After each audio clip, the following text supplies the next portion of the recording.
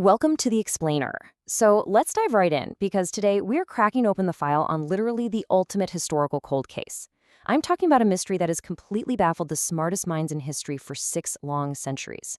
Think of this analysis as our very own detective's murder board. We're going to lay out all the evidence and look at it from a totally mind-bending new angle. Now, if you've never heard of this mystery before, hey, don't worry about it. We're starting right from square one. But I gotta warn you, the clues we're about to look at together, they might just turn everything you thought you knew about history, language, and secret codes completely upside down. Okay, take a really close look at Exhibit A here. I'm going to ask you point blank, what exactly do you see in this bizarre piece of evidence?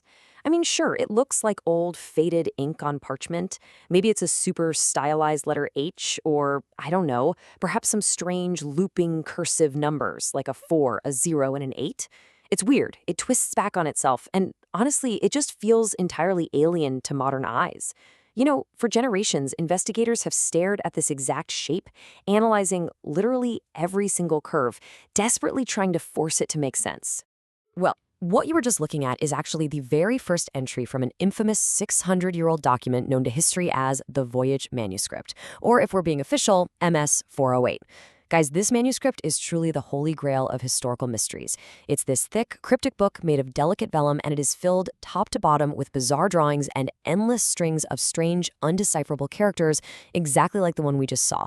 For hundreds of years, it's just sat, locked away, a literal cold case stubbornly refusing to give up its secrets to anyone who dares to open its ancient pages. And let me tell you, some truly brilliant detectives have tried to crack this case. We're talking top-tier scientists, brilliant military cryptographers, world-renowned linguists. They all tackled MS-408, and, well, they all hit a massive, frustrating dead end. Why did they all fail? Because, like any classic investigation gone wrong, they might have been following a false trail from day one. You see, every single one of them operated under the exact same foundational assumption. They wholeheartedly believed they were looking at a traditional written language. They searched for syntax, grammar, repeating alphabets, phonetic patterns, the whole shebang. But what if that core assumption was actually their fatal flaw? So, here's the absolute game changer. What if it's not a language at all? Just sit with that for a second. What if all those brilliant code breakers were trying to read a book that wasn't actually meant to be read in the way you and I understand reading?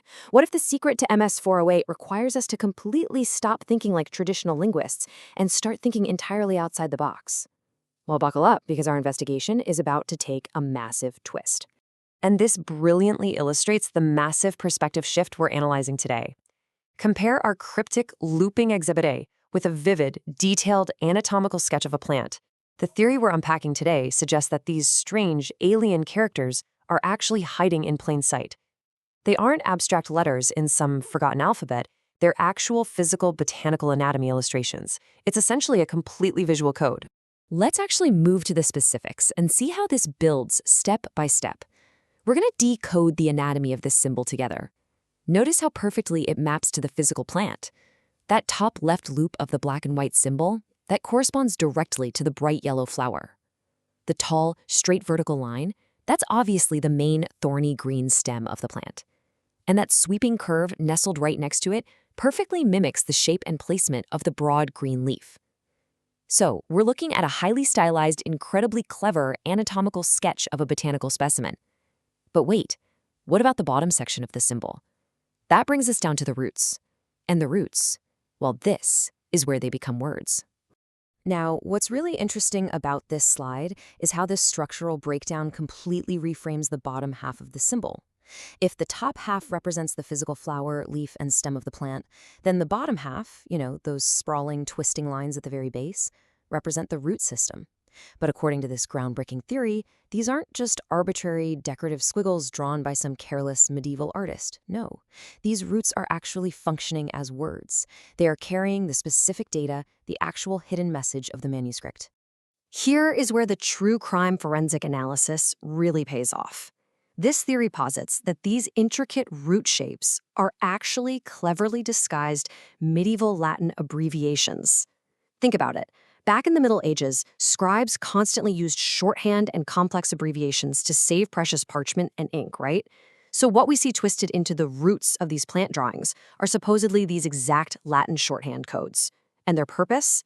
to tell the medieval reader exactly how to use the specific botanical specimen shown above it.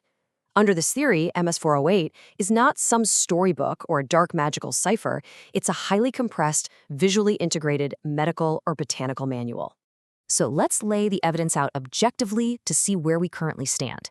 For centuries, the traditional linguistic search has argued that the Voynich Manuscript contains a lost spoken language or maybe a highly complex military-style cipher, relying heavily on statistical analysis of character frequencies.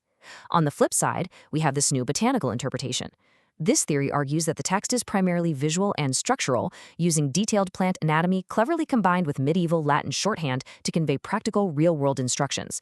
Both theories are just incredibly fascinating. And honestly, as investigators in this explainer, our job isn't to declare a definitive winner. We're simply here to examine the compelling, thought-provoking evidence each side brings to the table. So, I want to hand the magnifying glass over to you. Based on the evidence we've just laid out on the board, how do you process this? Is MS-408 a language in the traditional sense, just waiting for the right cryptographic key to unlock its alphabet? Is it a purely visual text, like a brilliant fusion of art and medieval shorthand, or is it somehow both at the exact same time? A hybrid code that literally requires us to be both expert linguists and master botanists to finally crack the case? It really challenges our very definition of what a book or a manuscript even is. We've reached the end of today's file, but trust me, this 600-year-old cold case is far from closed. The evidence is right there in front of you, hiding in plain sight in the faded ink and ancient parchment of the Voynich Manuscript. I want you to think back to that very first symbol we looked at together. Now that you've seen the hidden Latin roots, look at this symbol one more time and tell me, what do you see? Keep questioning the obvious, keep analyzing the evidence, and I'll see you in the next explainer.